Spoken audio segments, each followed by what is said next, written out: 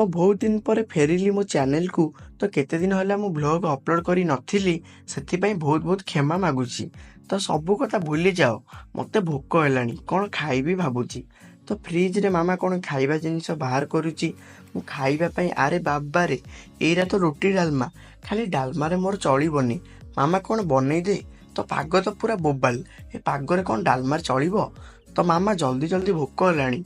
स्नेह अगण हुएनि पुरुण सबु बेले लागे नुआ तापण तो कानी तळे। तो बासन स्टाण्ड रु थाली बाहर करी नहीं जिबा। तो एठी आम डालमा अंडा तैयारी ହେଇଛି, आउ रोटी भी सेका चलीची। तो